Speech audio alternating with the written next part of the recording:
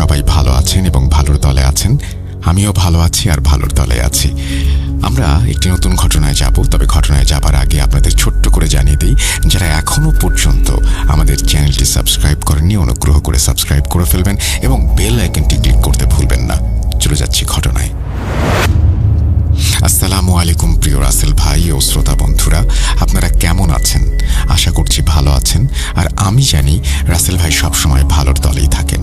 আমার নাম নাওমি হাসান, লিখছি রাজবাড়ী জেলার পাংশা থেকে। ছোটবেলা থেকেই আমি এবং আমার আম্মু ভূত এফএমের নিয়মিত শ্রোতা। আম্মুর নামটা প্রকাশ না করলেই ভালো হয়। আজকে আমি এমন একটি ঘটনা শেয়ার করব যা হয়তো প্রায় প্রতিটি মানুষের সাথেই ঘটে থাকে বা কখনো কারো সাথেই ঘটেনি। বেশি কথা না বাড়িয়ে আমি ঘটনায় চলে যাচ্ছি। আমি ঘটনাটি শুনেছি আমার মামাতো ভাইয়ের কাছ থেকে। আমার মামাতো ভাই তার নাম প্রকাশ করতে অনিচ্ছুক, তাই তার একটি ছদ্মনাম দিলাম তৌকির। যেহেতু এটা ভূত.com পাঠানো আমার প্রথম ঘটনা, সেহেতু আমার ভুল ত্রুটিগুলো ক্ষমার দৃষ্টিতে দেখবেন। বলছেন মামাতো ভাই।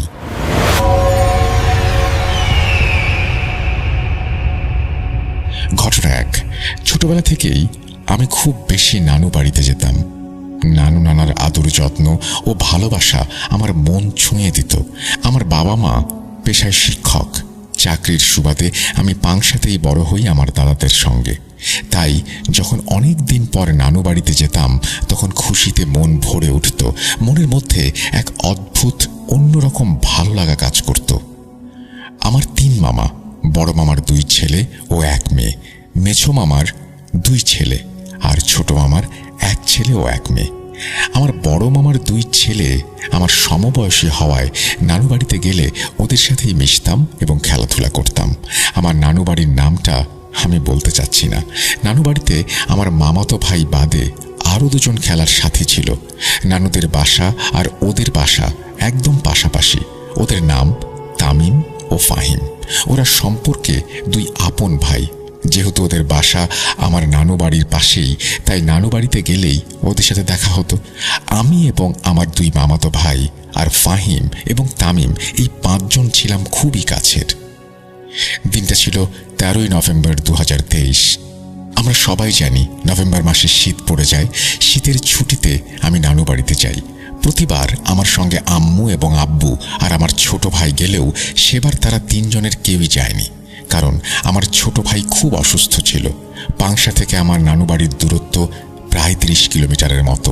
সেবার সাহস করে একাই গিয়েছিলাম, কিন্তু দুঃখের বিষয় হলো তখন আমার নানা নানি কেউ বেঁচে ছিলেন না।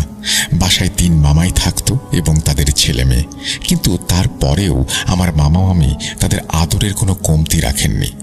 ঘটনা 3। মামা বাড়িতে যাওয়ার 2-3 দিন পরেই ফাহিম এবং তামিমের সাথে দেখা হলো। আগে হয়নি, কারণ তারা তাদের খালা বাড়িতে ঘুরতে গিয়েছিল। যেহেতু অনেক দিন পর দেখা হলো, তাই ওদের সাথে জমিয়ে আড্ডা দিচ্ছিলাম। সাথে 2 মামাতো ভাইও ছিল। হঠাৎ একদিন তামিম পরিকল্পনা করলো যে তারা ঘুরতে যাবে, সাথে আমাকেও নিয়ে যাবে। আমাদের নানু বাড়ি যে এলাকাতে অবস্থিত, সেই এলাকা থেকে বেশ কিছুটা দূরে একটি বিল আছে, আর সেই বিলে যাওয়ার পরিকল্পনাই করেছিল ফাহিম এবং তামিম। কিন্তু দুর্ভাগ্যবশত টানা বেশ কিছুদিন ওদের সাথে রাত জেগে বাইরে আড্ডা দেওয়ার কারণে আমার খুব ঠান্ডা লাগে এবং অসুস্থ হয়ে যাই। তাই আমি আর ওদের সাথে যেতে পারছিলাম না। আমি বেশ অসুস্থ থাকার কারণে আমার 2 মামাতো ভাইও যেতে অনিচ্ছুক। কিন্তু ফাহিম এবং তামিম ছিল কিছুটা জেদি প্রকৃতির, তাই তারা সিদ্ধান্ত নিল তারা 2 জন মিলেই বিলে যাবে। যেদিন তামিম এবং ফাহিম সেই বিলে গিয়েছিল, ওই দিন ওদের সাথে কথা হয়নি। পরের দিন সকালে হঠাৎ ঘুম থেকে উঠে শুনি ফাহিম আর আমাদের মাঝে নেই। তামিমের অবস্থা খুবই খারাপ, সে হসপিটালে ভর্তি। এই কথা শোনা মাত্রই আমি নিজের কানকে বিশ্বাস করতে পারছিলাম না। কালকে আমার যাদের সাথে কথা হলো, আজ তাদের মধ্যে একজন বেঁচে নেই। এই কথা ভেবেই আমি একদম স্তব্ধ হয়ে দাঁড়িয়ে রইলাম। কিছুক্ষণ পর আমার বড় মামার ছেলে মাহি বলল, কিরে, তুই কি তামিমকে দেখতে যাবি? আমি এখন যাব, গেলে আমার সাথে চল, ওকে দেখে আসি। আমি কোনো মতে সকালের খাবার খেয়েই মাহির সাথে বেরিয়ে পড়লাম তামিমকে দেখার উদ্দেশ্যে। হসপিটালে যাওয়ার পরে আমি যখন তামিমকে দেখলাম, তখন ওকে দেখেই মনে হচ্ছিল কোনো এক অজানা ভয় ওকে ঘিরে রেখেছে। ওর সারা হাতে পায়ে বুকে নখের গভীর দাগ দেখে মনে হচ্ছে কেউ খুব জোরে জোরে তার সমস্ত গায়ে আঁচড় কেটেছে। তো যাই হোক, বিকেলের দিকে তামিমের জ্ঞান ফিরতেই সবাইকে জিজ্ঞেস করলো, ফাহিম কোথায়? ও ঠিক আছে তো? ওর কিছু হয়নি তো? তামিমের এই কথা শুনে সবাই তখন নিশ্চুপ হয়ে দাঁড়িয়ে আছে। সবার মাঝেই কোনো এক আতঙ্কের ছাপ এবং চাপা কষ্ট লুকিয়ে রাখার চেষ্টা। হঠাৎ তামিমের মা কান্নারত সুরে বললেন, বাবারে, ফাহিম আর আমাদের মাঝে নেই। বলতেই ফাহিমের মা অঝরে কান্না করে দিলেন। মায়ের মুখ থেকে এই কথা শুনে তামিম নিশ্চুপ হয়ে যায় এবং সে শুধু একটা কথাই বলে, কেন ফাহিমকে বাঁচাতে পারলাম না? কেন পারলাম না বাঁচাতে ওই শয়তানগুলোর হাত থেকে? হঠাৎ করে তামিমের মুখ থেকে এমন কথা শুনে সবাই অবাক হয়ে যায়। তামিমের বাবা পাশেই ছিলেন। বাবা বললেন, কি হয়েছিল তোমাদের সাথে কালকে রাতে? আর ফাহিম কেনই বা মারা গেল? একথা শোনা মাত্রই তামিমের চোখে মুখে স্পষ্ট ভয়ের ছাপ ফুটে ওঠে। পরে তামিম আমাদেরকে যা বলল তা শুনে সবার মুখে আতঙ্ক ছড়িয়ে পড়ল। তখন তামিম আমাদের বলতে শুরু করে, আমি এবং ফাহিম বিকেল 4টার দিকে সেই বিলের উদ্দেশ্যে রওনা দেই।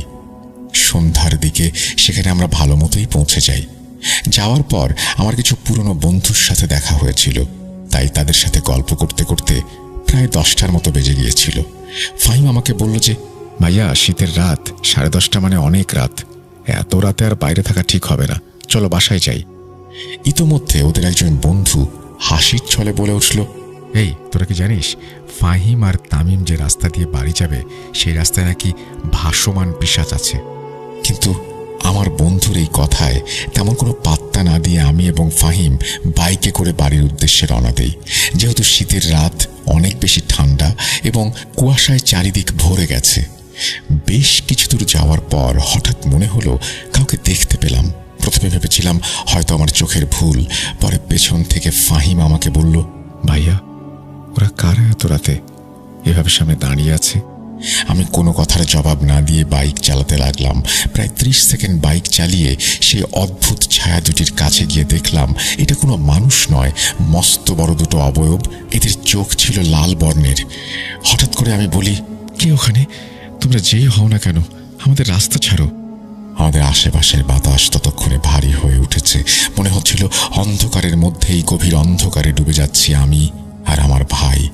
আমার এই কথা শোনা মাত্রই অবয়ব দুটি রাগে কটমট করতে লাগলো এবং আমাদের বলল, আমরা নাকি আজ বাঁচব না। এই কথা শোনা মাত্রই আমার ভাই ফোন বের করে সেই অবয়ব দুটির ছবি তুলতে গেল।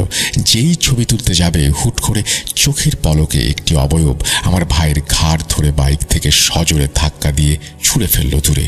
এই ভয়ঙ্কর দৃশ্য দেখে আমার শরীর স্তব্ধ হয়ে গিয়েছিল। মনে হচ্ছিল কোনো এক অজানা শক্তি আমাকে জাপটে ধরে বসে আছে। বাইক থেকে ওঠার শক্তি পর্যন্ত আমার ছিল না। তবুও মনের সবটুকু জোর দিয়ে বাইক থেকে কোনো মতে নামলাম।